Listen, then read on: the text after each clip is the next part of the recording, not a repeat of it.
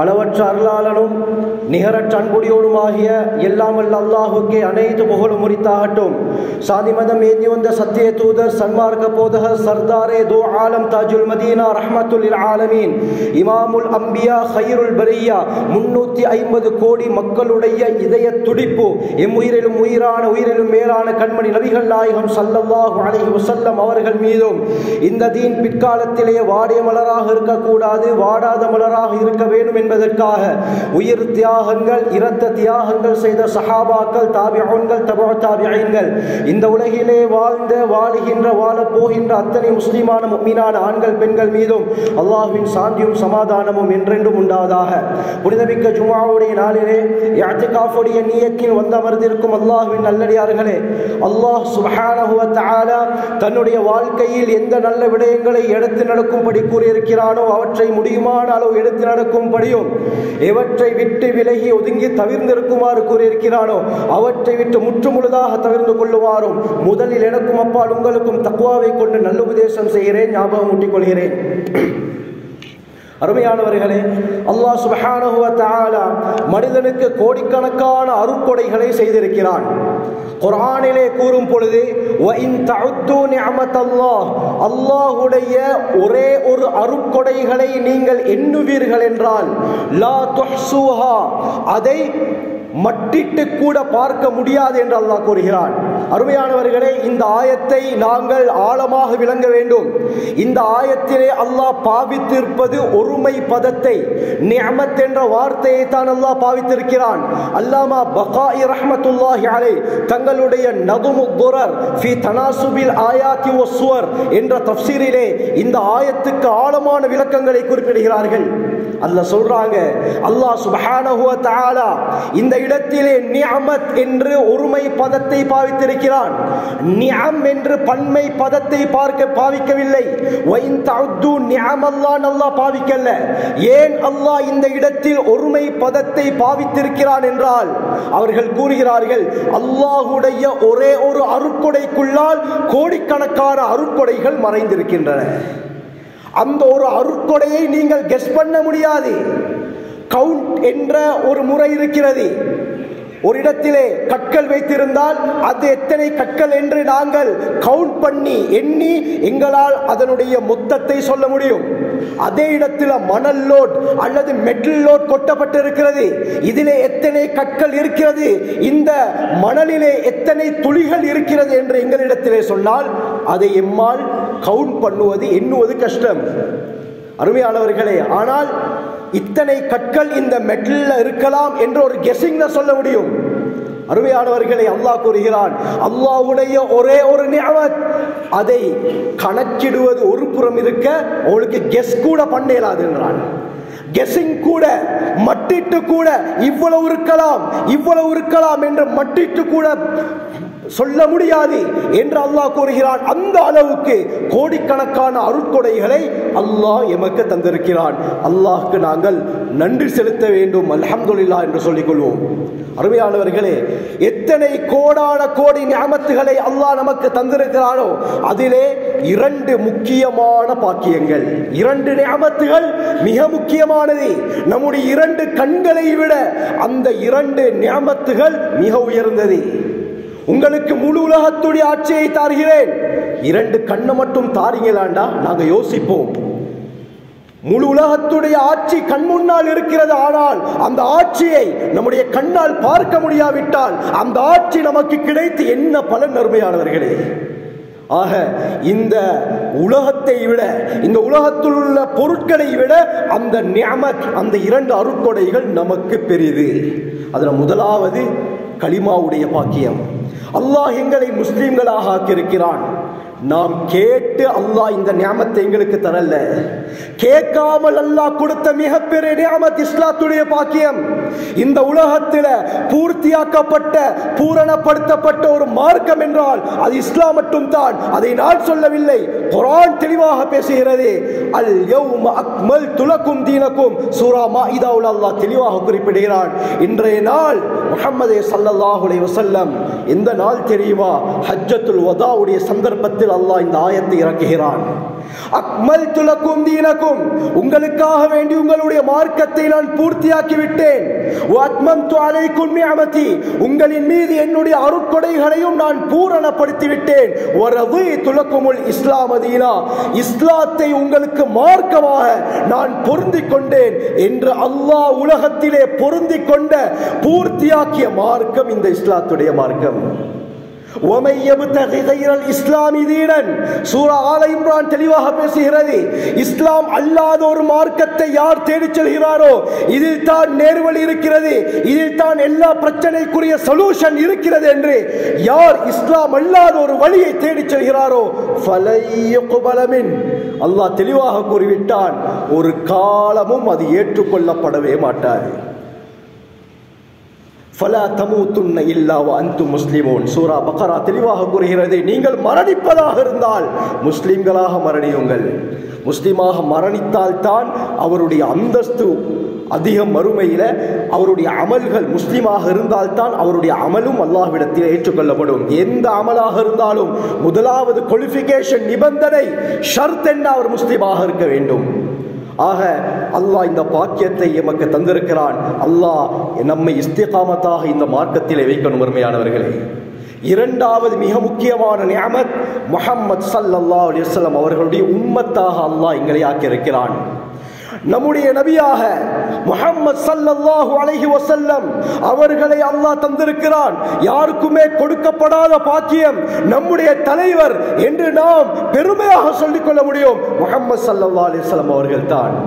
நபி அவர்களுக்கு எந்த அளவுக்கு சிறப்போ அதை போல இந்த உம்மத்துக்கும் சிறப்பு அதிகம். அருமையானவர்களே, ஒரு மனிதனுடைய வாழ்க்கை பிரச்சனைக்குரிய எல்லா தீர்வும் ஸல்லல்லாஹு அலைஹி வஸல்லமுடைய வாழ்க்கையில தான் இருக்குது.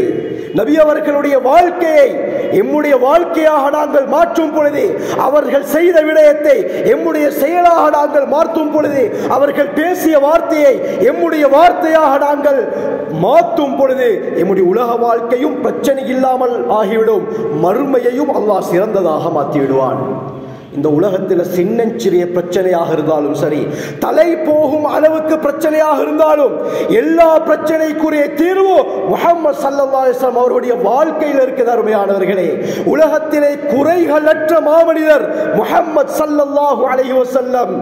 எவ்வளவு பெரிய தலைவராக இருந்தாலும், இந்த உலகத்துடைய, இந்த உலகம் மட்டுமல்ல ஈருலக தலைவராக இருந்தாலும் ஸல்லல்லாஹு அலைஹி வஸல்லத்துடைய வாழ்க்கையை பார்த்தால் அவர்களை போல ஒரு எளிமையான தலைவர் இந்த உலகத்திலே வாழ்ந்தது கிடையாது.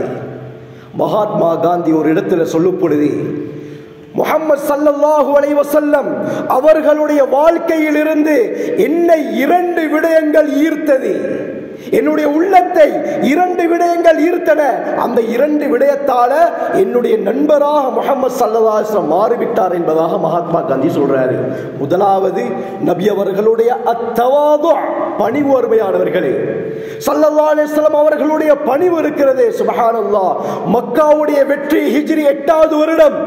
ஸல்லல்லாஹு அலைஹி வஸல்லம் அவர்களுடைய கட்டுப்பாட்டுக்கு கீழால் முழு மக்காவும் வருகிறது.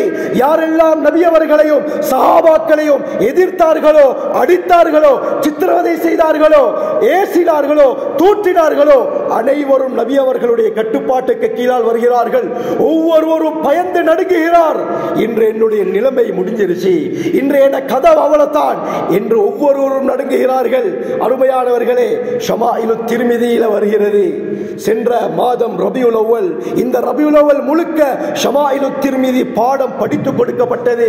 அந்த ஷமாயிலு திர்மிதியில நபி அவர்களுடைய ஒவ்வொரு விடயமும் வர்ணிக்கப்பட்டிருக்கிறது. அருமையானவர்களே, மக்காவுடைய வெற்றி அன்று ஸல்லல்லாஹு அலைஹி வஸல்லம் கருப்பு தலைப்பாகை அணிந்திருந்தார்கள். மக்காவுக்குள்ளால் வருகிறார்கள். தங்களுடைய ஒட்டகத்துக்கு மேலே அமர்ந்து வருகிறார். அருமையானவர்களே, மக்கா என்னுடைய கட்டுப்பாட்டுக்கு கீழால வந்துருச்சு, ஆகவே நான் நினைத்ததை செய்வேன் என்று நெஞ்சை நிமிர்த்திய வண்ணம் ஸல்லல்லாஹு அலைஹி வஸல்லம் அவர்கள் மக்காவுக்குள்ளால் என்டர் ஆகல. நெஞ்சை அப்படியே காட்டிய வண்ணம், பெருமை பிடித்த வண்ணம் நபி அவர்கள் மக்காக்குள்ளால் வரல. அதனால தான் அமெரிக்காவுடைய வரலாற்று ஆசிரியர் வாஷிங்டன் இர்வின் தன்னுடைய புத்தகத்தில் எழுதும் பொழுது, இந்த உலகத்திலே நிகரில்லாத தலைவர் முஹம்மது ஸல்லல்லாஹு அலைஹி வஸல்லம் அவர்கள் தான். ஏன் தெரியுமா? எளிமைக்கு பேர் போனவர், பணிவுக்கு பேர் போனவர். மக்காவுடைய ஆட்சி அவருக்கு கிடைத்தும் அந்த ஆட்சியை அவர் பெருமையாக எடுத்துக்கொள்ளல, பணிவோடு தான் அந்த மக்காவுடைய ஆட்சியை எடுத்தார் என்பதாக கிதாபில் எழுதுகிறார். நபி அவர்களுக்கு மக்காவுடைய ஆட்சி கிடைக்கிறது. எப்படி வருகிறார்கள்? ஸல்லல்லாஹு அலைஹி வஸல்லம் அவர்களுடைய நெற்றி அந்த ஒட்டகத்துடைய திமிழிலே படும் அளவுக்கு பணிவுடன் ஸல்லல்லாஹு அலைஹி வஸல்லம் வந்தார்கள். அருமையானவர்களே, நபி அவர்கள் அந்த காஃபிர்களை வரவழைக்கிறார்கள். தன்னுடைய சாச்சாவாக இருந்த ஹம்சா ரலியல்லாஹு அன்ஹு அவர்களுடைய ஈரக்குடியை சப்பி துப்பிய ஹிந்தா முன்னால் வருகிறார். முக்கியமான காஃபிர்கள் எல்லாம் முன்னால் வந்து கொண்டிருக்கிறார்கள்.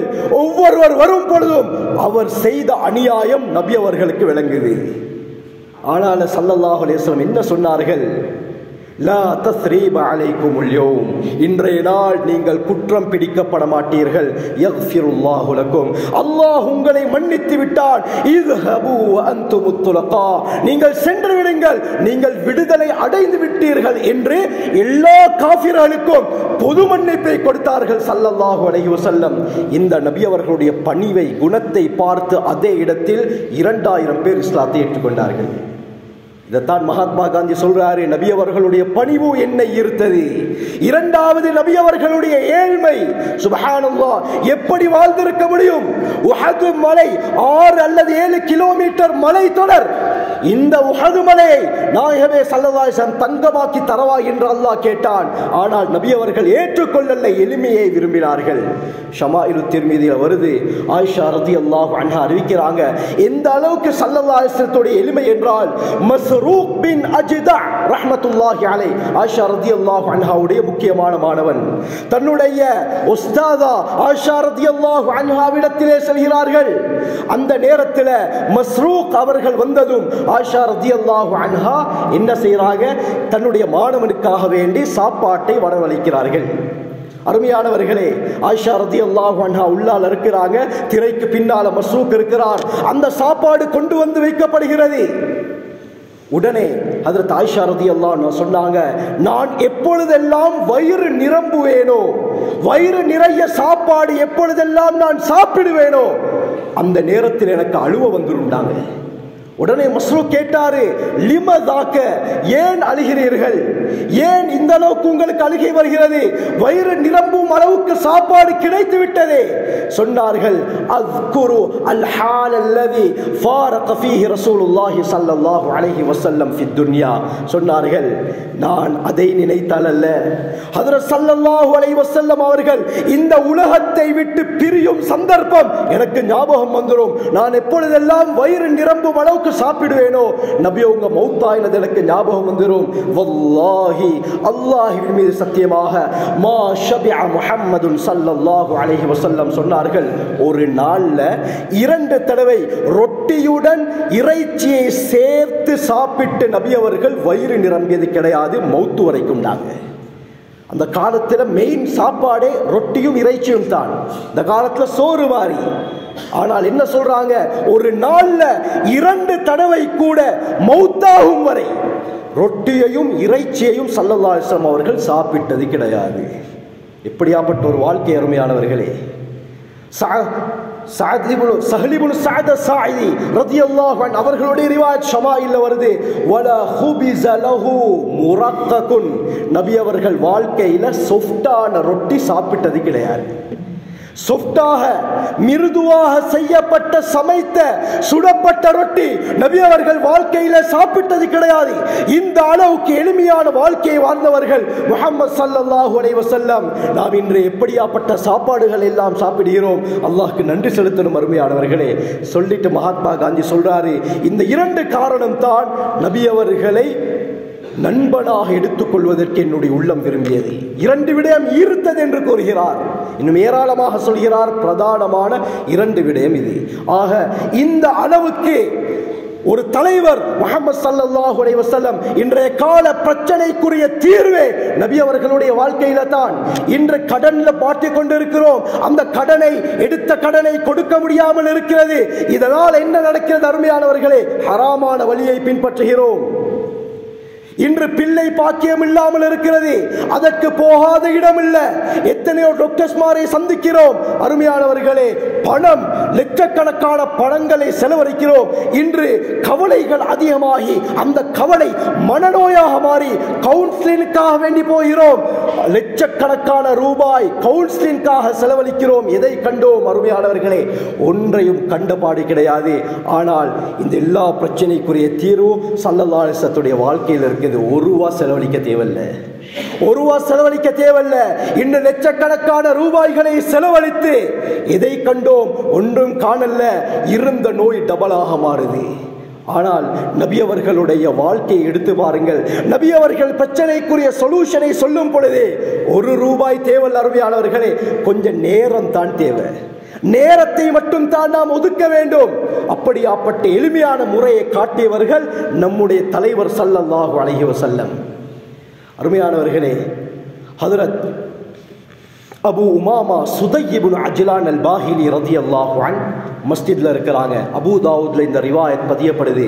அபூ சயீத் அல் குத்ரி ரலியல்லாஹு அன்ஹு அறிவிக்கிறாங்க, ஹஜ்ரத் ஸல்லல்லாஹு அலைஹி வஸல்லம் மஸ்ஜிதுக்கு வருகிறார்கள். மஸ்ஜிதுக்குள்ளால வந்து பார்த்தால் அபு உமாமா சுதை இப்னு அஜ்லான் அல் பாஹிலி ரலியல்லாஹு அன்ஹு அவர்கள் கவலை தோய்ந்த முகத்துடன் ஏதோ யோசித்துக் கொண்டிருக்கிறார். நபி அவங்களுக்கு விளங்கிருச்சு, ஏதோ பிரச்சனையில மாட்டிக்கிட்டு இருக்கிறாரு.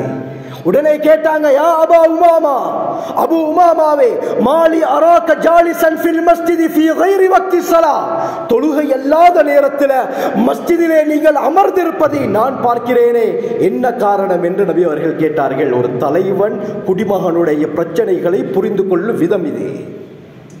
அருமையானவர்களே, கேட்ட கேள்வி என்ன? ஏன் உட்கார்ந்து இருக்கிறீங்க? அதட்டி கேட்கல, இரக்கமாக கேட்டார்கள். ரஹ்மத்துல்லில் ஆலமீன் முஹம்மது ஸல்லல்லாஹு அலைஹி வஸல்லம் சொன்னார்கள், யா ரசூலல்லாஹ், ஹுமூமுன் லஸிமத்னி துயூனுன், அதிகமான கடன்களும் அதிகமான கவலைகளும் என்னை ஆட்கொண்டு விட்டன. என்ன அப்படியே பிடிச்சுக்கிறது யா ரசூலல்லாஹ். லஸிமத்னி, என்னை பிடித்து கொண்டது, என்னை விட்டு போகுதில்லை. எவ்வளோ என்ன செய்தாலும் என்ன கவலையும் குறையிற மாதிரி இல்லை, கடனும் அப்படியே தீர்ற மாதிரி இல்லை. அத்தனை என்ன செய்யறதுன்னு தெரியாம மஸ்ஜிதுக்குள்ளால வந்திருக்கிறேன். உடனே ஸல்லல்லாஹு அலைஹி வஸல்லம் சொன்னார்கள், அஃபலா உஅல்லிமுக கலிமாத்தின், அபூ உமாமாவே, உங்களுக்கு நான் சில வார்த்தைகளை கற்றுக் கொடுக்க கூடாதா? இப்படியாப்பட்ட முறையில் நபி அவர்கள் தன்னுடைய சஹாபாக்களுடன் நடந்திருக்கிறார்கள். அதனால தான் நபி அவர்கள் எப்படி சஹாபாக்களை ஹேண்டில் பண்ணினார்கள் என்ற தலைப்புல அப்துல் ஃபத்தாஹ் அபு குஸ்ஸா ரஹ்மத்துல்லாஹி அலைஹி ஆச்சரியமான ஒரு கிதாபை எழுதியிருக்கிறார்கள். நபி அவர்கள் எப்படி சமூகத்துக்கு கற்றுக் கொடுத்தார்கள், எப்படி ஒரு சிறந்த ஆசானாக ஒரு உஸ்தாதாக இருந்தார்கள் என்ற ஆச்சரியமான ஒரு கிதாபை எழுதியிருக்கிறார்கள். அருமையானவர்களே, ஸல்லல்லாஹு அலைஹி வஸல்லம் உடனே கடன் அப்படின்ற போக்குல உஸ்மானே கனி ரலியல்லாஹு அன்ஹு அவர்கள்ட்ட போயிட்டு நான் சொன்னேன்னு சொல்லி இவ்வளோ கேளுங்க என்று ஸல்லல்லாஹு அலைஹி வஸல்லம் அந்த சஹாபியை அனுப்பல, உலகத்தை காட்டல்ல. ஏன்? திரும்ப அவருக்கு ஒரு கஷ்டம் வந்தால் அல்லாஹ்வுடைய ஞாபகம் வராது, உஸ்மான் ரலியல்லாஹுடைய ஞாபகம் தான் வரும், மஹ்லூக்குடைய ஞாபகம் தான் வரும். இதனால ஸல்லல்லாஹு அலைஹி வஸல்லம் உலகத்துடைய வழிமுறைகளை காட்டவில்லை. நபி அவங்க என்ன தெரியுமா சொன்னாங்க? அப்படியா, உங்களுக்கு சில வார்த்தைகளை நான் கற்றுக்கொள்ள கூடாதா? அந்த வார்த்தைகளை கற்றுக் கொடுக்க கூடாதா? அந்த வார்த்தைகளை நீங்கள் சொன்னால் அஸ்ஹபல்லாஹு ஹம்மத் வ கதா அன்க தைனக், உங்களுடைய கவலைகளையும் அல்லாஹ் அடியோடு இல்லாமல் ஆக்கி விடுவான், உங்களுடைய மனக்கவலைகளையும் அல்லாஹ் போக்கிவிடுவான் என்றார்கள். உடனே இந்த சஹாபி கேட்டாரு, பலா யா ரசூலல்லாஹ், அவசியம் கற்று தாருங்கள், அவசியம் சொல்லுங்க யா ரசூலல்லாஹ். உடனே ஸல்லல்லாஹு அலைஹி வஸல்லம் சொன்னார்கள், நீங்கள் காலையையும் மாலையையும் அடைந்தால் அல்லாஹும்ம இன்னி அஊது பிக மினல் ஹம்மி வல் ஹஸன் வ அஊது பிக மினல் அஜ்ஸி வல் கஸல் வ அஊது பிக மினல் ஜுப்னி வல் புக்ல் வ அஊது பிக மின் கலபத்தி தைனி வ கஹ்ரி ரிஜால் என்ற துஆவை ஓதுங்கன்னாங்க. எவ்வளவு நேரம் பிடிக்கும் அருமையானவர்களே. பாடம் இல்லாதவர்கள் இந்த துஆவை எழுதி நாங்கள் ஒவ்வொரு துஆ கேட்கும் பொழுதும் இதை பார்த்து சரி ஓதுவதற்கு முயற்சி செய்ய வேண்டும். பார்த்து ஓத அது ஒட்டோவாக பாடமாகிவிடும். அல்லாஹும்ம இன்னி அஊது பிக், யா அல்லாஹ் உன்னிடத்திலே நான் மினல் ஹம்மி வல் ஹஸன், பொதுவான கவலைகள், மனக்கவலைகள் எல்லாத்தையுமே விட்டு பாதுகாப்பு தேடுகிறேன் யா அல்லாஹ். வ அஊது பிக மினல் அஜ்ஸி வல் கஸல், சோம்பேறி தன்மையை விட்டும் இயலாத தன்மையை விட்டும் உன்னிடத்திலே நான் பாதுகாப்பு தேடுகிறேன். வ அஊது பிக மினல் ஜுப்னி வல் புக்ல், கஞ்சத்தனத்தை விட்டும் கோழைத்தனத்தை விட்டும் உன்னிடத்திலே நான் பாதுகாப்பு தேடுகிறேன். வ அஊது பிக மின் கலபத்தி தைனி வ கஹ்ரி ரிஜால், மக்களுடைய மிகைப்பை விட்டும் மக்கள் அடந்தேறுவதை விட்டும் கடன் தொல்லைகளை விட்டும் உன்னிடத்திலே நான் பாதுகாப்பு தேடுகிறேன் யா அல்லாஹ் என்ற இந்த துஆவை ஸல்லல்லாஹு அலைஹி வஸல்லம் கற்றுக் கொடுக்கிறாங்க. அபூ உமாமா ரலியல்லாஹு அன்ஹு சொல்றாங்க, இந்த துஆவை தொடர்ந்து ஓதி வந்தேன், என்னுடைய கடனையும் அல்லாஹ் நிறைவேற்றி வைத்தான், என்னுடைய உள்ளத்தில் இருக்கக்கூடிய எல்லா கவலைகளையும் அல்லாஹ் போக்கினான் என்றார்கள். இந்த துஆவை பாடமாக்குவதற்கு முயற்சி செய்வோம். இதுதான் நபி வழி அருமையானவர்களே. ஒரு ரூபா செலவழிக்க தேவையில்லை. இந்த துஆவை மனநமிட்டு ஓதும் பொழுது ஆனால் ஒரே ஒரு நிபந்தனை, நம்பிக்கையுடன் ஓத வேண்டும், யக்கீன் இருக்க வேண்டும்.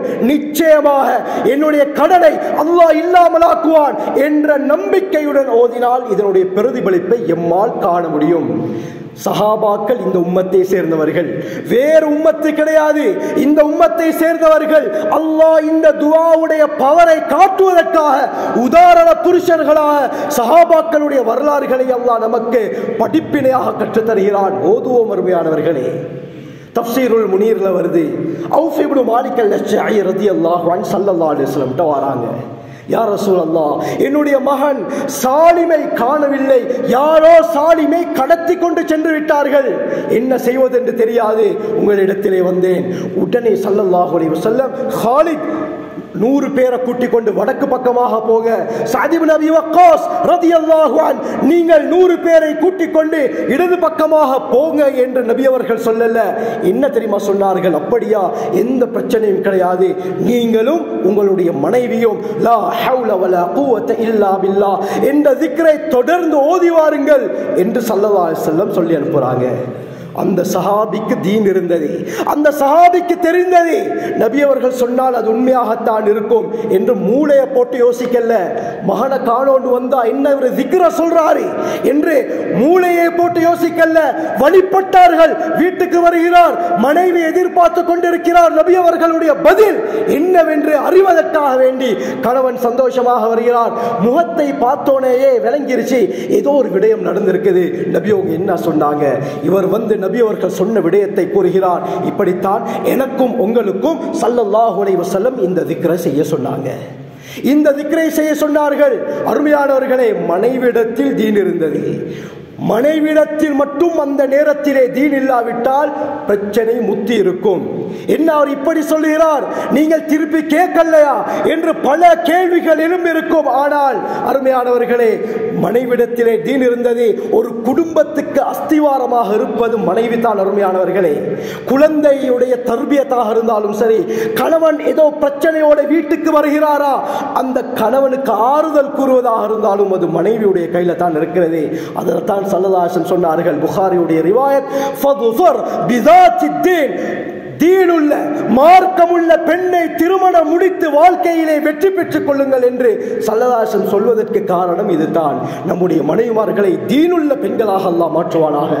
அருமையானவர்களே, இந்த மனைவி என்ன தெரியுமா சொன்னா? அப்படியா, நபியவங்க சொன்னாங்களா?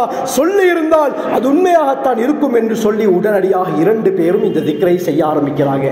அப்துல்லா பின் அப்பாஸ் ரலியல்லாஹு அன்ஹு அவர்கள் இந்த ரிவாயத்தை கூறுகிறார்கள். என்ன நடக்குது என்று அருமையானவர்களே, யார் சாலிம் ரலியல்லாஹு அன்ஹு அவர்களை கடத்தி கொண்டு போனார்களோ அவர்கள் ஒரு ஆட்டு மந்தையை கொடுத்து இதை மேய்த்து விட்டு வா என்று அனுப்புகிறார்கள். அப்துல்லா பின் அப்பாஸ் ரலியல்லாஹு அன்ஹு சொல்றாங்க, அந்த ஆட்டு மந்தையில 4000 ஆடுகள் இருந்தது. 1 2 அல்ல, 4000 ஆடுகள். சாலிம் ரலியல்லாஹு அன்ஹு அந்த ஆடுகளை மேய்த்து மேய்த்து மதீனாவுக்கே வந்து சேர்ந்தார்கள். மதீனாவுக்கு வந்தார்கள். அவுஃப் இப்னு மாலிக் அல்-அஷ்அரி ரலியல்லாஹு அன்ஹு கதவை திறந்து பார்த்தால் ஆட்டு மந்தைகளுடன் மகன் சாலிம் இருக்கிறார். உடனே அந்த ஆடுகளை தன்வசமாக்கி கொள்ளல, சொந்தமாக்கி கொள்ளல, கையை பிடித்தார்கள்.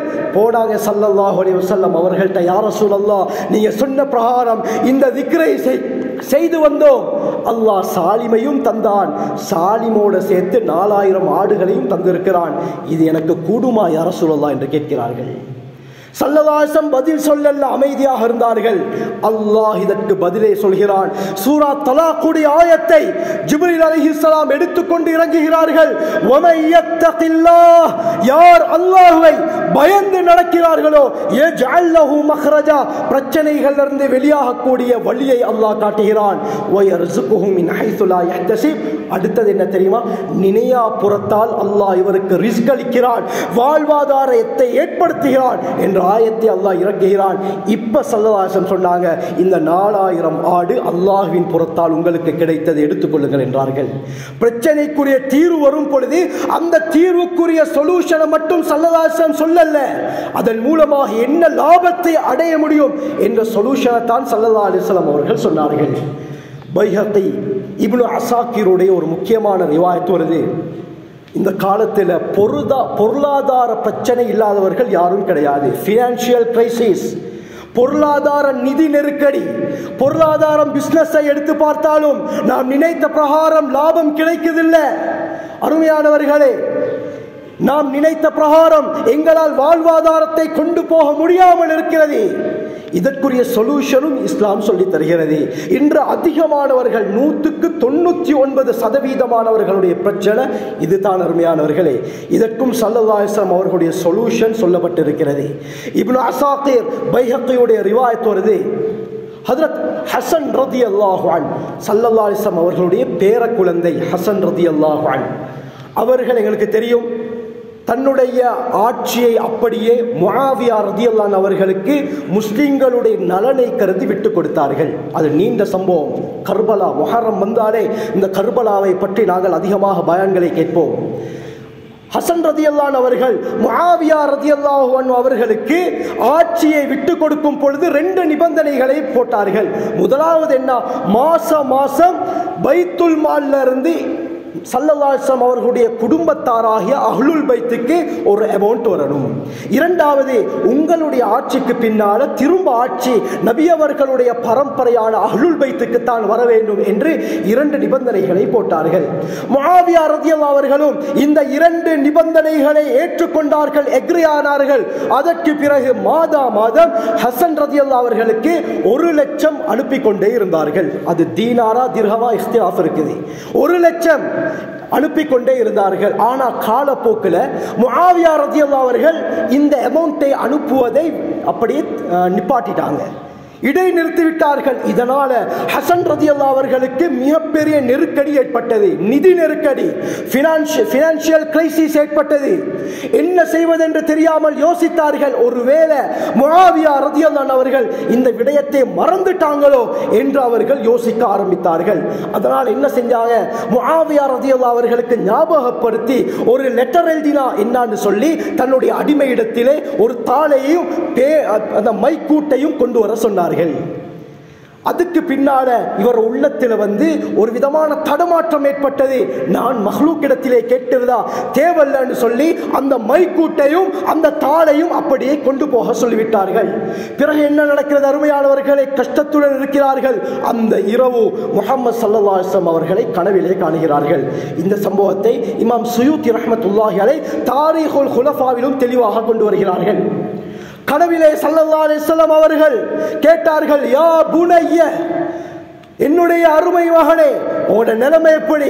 சொன்னார்கள், அன பிகைர் அல்ஹம்துலில்லாஹ், அல்லாஹ்வின் தூதரே நான் நலமாக இருக்கிறேன் என்று சொல்லிவிட்டு தனக்கு ஏற்பட்டிருக்கக்கூடிய அந்த நிதி நெருக்கடி, பொருளாதார நெருக்கடியை நபி அவர்கள்ட்ட முறையிட்டார்கள். அது மட்டுமல்லாமல் முஆவியா ரலியல்லாஹு அவர்கள் அனுப்பிய அந்த பணத்துடைய விடயத்தையும் இவர்கள் மீண்டும் அனுப்ப பார்த்த விடயத்தையும் நபி அவர்கள்ட்ட சொன்னோன ஸல்லல்லாஹு அலைஹி வஸல்லம் என்ன தெரியுமா கேட்டார்கள்? ஹசனே ரலியல்லாஹு அன்ஹு, உங்களை போன்ற ஒரு மஹ்லூக்கிடத்திலே உங்களோட தேவையை சொல்லி நீங்கள் லெட்டர் எழுத பார்த்தீங்களா என்றார்கள். இன்னொரு ரிவாயத்தில் வருது, இவர்கள் அந்த தாளையும் மைக்குப்பியையும் எடுத்துக்கொண்டு வந்த விடயத்தை நபி அவர்கள்ட்ட சொல்லல. நபி அவர்களே கேட்டார்கள், என்ன ஹசன், உங்களை போன்ற ஒரு மஹ்லூக்கிடத்திலே உதவியை தேடி தாளையும் மைக்குப்பியையும் எடுத்து வர சொன்னீர்களா என்று கேட்டார்கள் ஸல்லல்லாஹு அலைஹி வஸல்லம். ஹசன் ரலியல்லாஹு சொன்னார்கள், வேறு வழி இல்லை யா ரசூலல்லாஹ். வளமையாக அவர் மாதம் 1,00,000 அனுப்பி கொண்டிருந்தார். ஆனால் தற்பொழுது அதை விட்டுவிட்டார். கடினமாக இருக்கிறது யா ரசூலல்லாஹ். அந்த நேரத்தில் ஸல்லல்லாஹு அலைஹி வஸல்லம் ஒரு துஆவை கற்றுக் கொடுத்தார்கள். ஒரு துஆவை கற்றுக் கொடுத்தார்கள். சொன்னார்கள், ஹசனே, இந்த துஆவை நீங்கள் ஓதுங்கள். அல்லாஹும்ம க்திஃப் ஃபீ கல்பி ரஜாஅக் வக்தஅ ரஜாஇ அம்மன் சிவாக் ஹத்தா லா அர்ஜு அஹதன் கைரக். அல்லாஹும்ம வமா ضعفت عنه قوتي وقصر عنه عملي ولم تنتهي إليه رغبتي ولم تبلغه مسألتي ولم يجري على لساني مما أعطيت أحدا من الأولين والآخرين من اليقين فخصني به يا أرحم الراحمين என்ற துஆவை கற்றுக் கொடுத்து இந்த துஆவை ஓதுங்கள் என்று ஸல்லல்லாஹு அலைஹி வஸல்லம் கனவின் மூலமாக சொல்கிறார்கள். ஹசன் ரலியல்லாஹு அன்ஹு சொல்றாங்க, இந்த துஆவை நான் தொடர்ந்து ஒரு கிழமை ஓதி வந்தேன். அல்லாஹ் இந்த துஆவுடைய ரியாக்ஷனை எப்படி காட்டினான் என்றால், இது சம்பந்தமாக, இந்த பொருளாதார நெருக்கடி சம்பந்தமாக நான் எந்த ஒரு விடயத்தையும் முஆவியா ரலியல்லாஹு அவர்களுக்கு சொல்லல, யாரும் சொல்லல, யாரும் சிபாரிஸ் செய்யவும் இல்லை. ஆனால் முஆவியா ரலியல்லாஹு உள்ளத்தில் அல்லாஹ் எண்ணத்தை போடுகிறான். என்ன தெரியுமா? வளமையாக ஹசனுக்கு அனுப்பி கொண்டிருந்த பணத்தை நான் அனுப்பலையே, அதனால் அனுப்ப வேண்டும் என்று சொல்லி ஒரு அமௌண்ட்டை முஆவியா ரலியல்லாஹு அவர்கள் அனுப்புறாங்க ஹசன் ரலியல்லாஹு அவர்களுக்கு. ஷாம்ல இருக்கிறாங்க, மதீனாவுக்கு அந்த அமௌண்ட் வருகிறது. அருமையானவர்களே, திறந்து பார்த்தால் ஆச்சரியப்பட்டார்கள். வளமையாக 1,00,000 அனுப்பிய முஆவியா ரலியல்லாஹு அன்ஹு 15 லட்சம் ரூபாய் அனுப்பியிருந்தார்கள். 1,00,000 இல்ல, 15 லட்சம் அனுப்பியிருந்தார்கள். ஆச்சரியம் அடைந்தார்கள் ஹசன் ரலியல்லாஹு அன்ஹு. அல்ஹம்துலில்லாஹில்லதி லா யன்ஸா மன் ஸகருஹு. உடனே அல்லாஹ்வை புகழ்ந்தார்கள். யார் அல்லாஹ்வை ஞாபகப்படுத்தினால் அந்த அல்லாஹ் மறக்க மாட்டானோ அந்த அல்லாஹ்வுக்கே எல்லா புகழும் என்று அல்லாஹ்வை புகழ்ந்தார்கள். அன்றைய நாள் இரவு ஸல்லல்லாஹு அலைஹி வஸல்லம் அவர்களை கனவிலே கண்டார்கள். முஆவியா ஸல்லல்லாஹு அலைஹி வஸல்லம் கேட்டார்கள், ஹசனே, இப்போ உங்களோட நிலைமை என்ன? சொன்னார்கள், யா ரசூலல்லாஹ், நீங்கள் சொன்ன துஆவை ஒரு கிழமை ஓதி வந்தேன். அந்த துஆவுடைய பரக்கத்தால வளமையாக 1,00,000 அமௌண்ட் அனுப்பக்கூடிய முஆவியா தற்பொழுது ஒரேடியாக 15 லட்சம் அனுப்பி இருக்கிறார் யா ரசூலல்லாஹ் என்று சொன்னவுடன் நபி அவங்க என்ன தெரியுமா சொன்னார்கள்?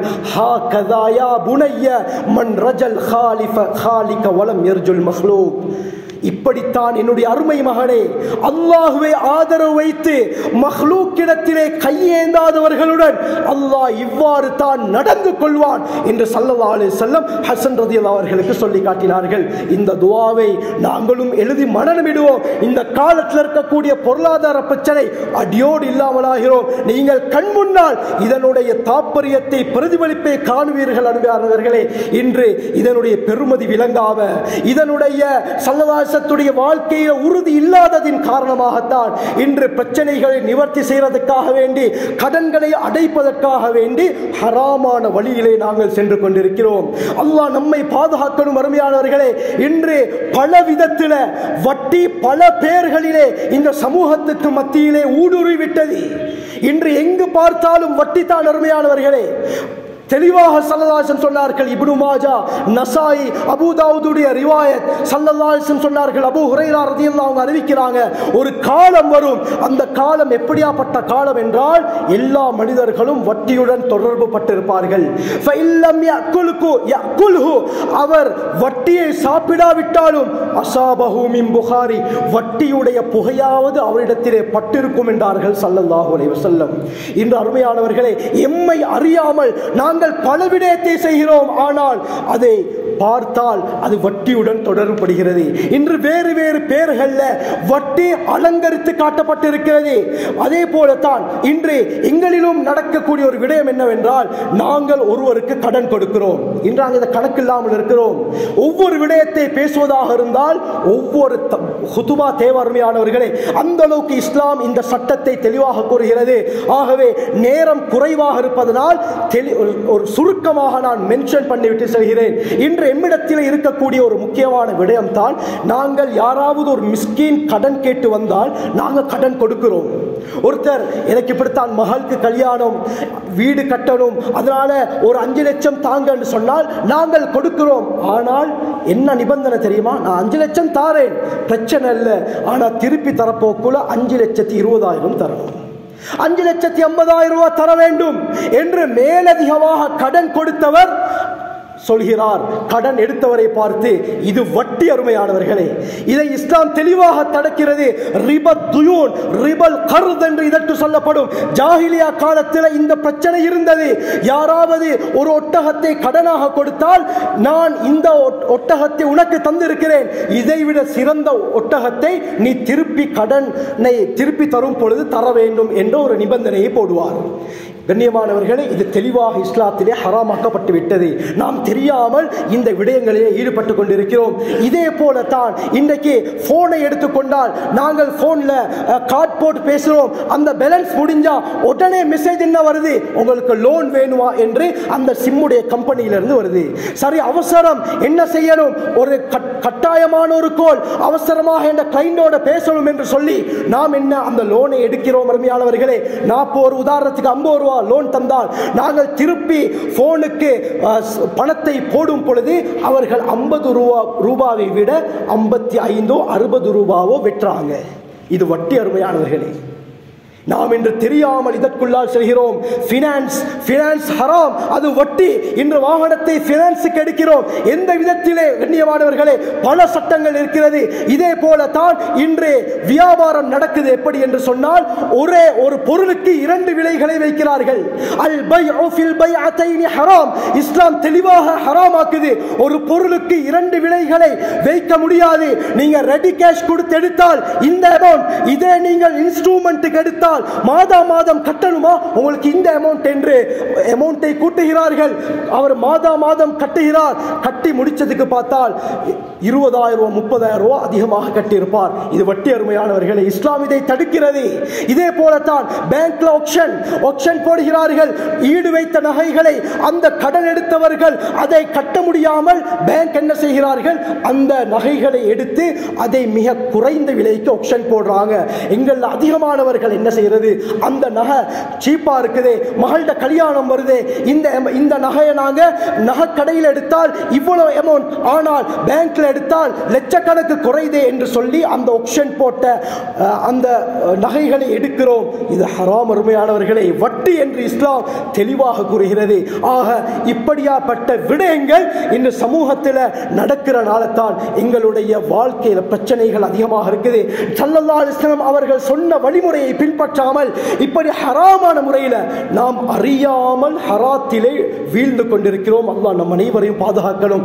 ஆக இந்த முறைகளை நாங்கள் விட்டு விடுவோம். நபி அவர்கள் சொன்ன முறையை, எளிய முறையை நாங்கள் பின்பற்றி நடக்கும் பொழுது அல்லாஹ் சுப்ஹானஹு வ தஆலா நம்முடைய வாழ்க்கையில் பரக்கத் செய்கிறான், நம்முடைய தேவைகளை பூர்த்தி செய்கிறான். அது மட்டுமல்லாமல் அந்த விடயத்தில் அல்லாஹ் அலாதியான பரக்கத்தை ஏற்படுத்துகிறான். இதன் மூலமாக உள்ளத்தில் நிம்மதி ஏற்படுகிறது, வீட்டில் சந்தோஷம், பிள்ளைகள் எங்களுடைய பேச்சை கேட்க ஆரம்பிப்பார்கள், மனைவிகள் பேச்சை கேட்பார்கள், வாழ்க்கை சந்தோஷமாக செல்லும். ஹராமுடன் வட்டியுடன் தொடர்பு பட்டு அந்த பணம் எங்களுடைய உடம்பிலே கலந்து விட்டால் நம்முடைய துஆக்கள் ஏற்றுக்கொள்ளப்படாத. அருமையானவர்களே, அல்லாஹ் நம் அனைவரை பாதுகாக்கணும். ஆகவே நாம் நம் வாழ்க்கையை சிறந்த முறையில் ஸல்லல்லாஹு அலைஹி வஸல்லம் அவர்கள் சொன்ன பிரகாரம் அமைத்துக் கொள்ள வல்ல அல்லாஹ் நம் அனைவருக்கும் கிருபை செய்வானாக. யா அல்லாஹ், நான் செஞ்ச எல்லா பாவங்களையும் மன்னிச்சிடு யா அல்லாஹ். ஸல்லல்லாஹு அலைஹி வஸல்லம் அவர்களுடைய வாழ்க்கையை அணுவணுவாக பின்பற்றக்கூடிய கூட்டத்தில் சேர்த்தியா அல்லாஹ். இன்று அறியாமல் எத்தனையோ விடயங்களை நாங்கள் செய்து கொண்டிருக்கிறோம். ஆனால் அது இஸ்லாத்துக்கு முரணாக இருக்குது யா அல்லாஹ். இஸ்லாத்துக்கு முரணாக இருக்குது யா அல்லாஹ். வட்டியுடன் தொடர்பு பட்டிருக்கிறோம் யா அல்லாஹ். அந்த கெட்ட விடயங்கள் இருந்து, பாவகரமான விடயங்கள் இருந்து எங்களையும் எங்களுடைய குடும்பத்தாரையும் பாதுகாத்தியா அல்லாஹ். சம்பாத்தியத்தை ஹலாலாக ஆக்கிறியா அல்லாஹ். ஹலாலான வாழ்க்கையை வாழ்றதுக்கு கிருபை செஞ்சிரியா அல்லாஹ். எங்களுடைய துஆக்களை ஏற்றுக்கொள்ளக்கூடிய துஆக்களாக மாத்திரியா அல்லாஹ். ஹராம் ஹலால்ல பேணுதல் ஏற்படுத்தியா அல்லாஹ். ஸல்லல்லாஹு அலைஹி வஸல்லம் கேட்ட எல்லா கைர்களையும் நாங்களும் கேட்கிறோம் யா அல்லாஹ். எல்லா ஷர்களை விட்டும் எங்களையும் பூரா உம்மத்தையும் பாதுகாத்திரியா அல்லாஹ். வஆஹிரு தஅவானா அல்ஹம்துலில்லாஹி ரப்பில் ஆலமீன்.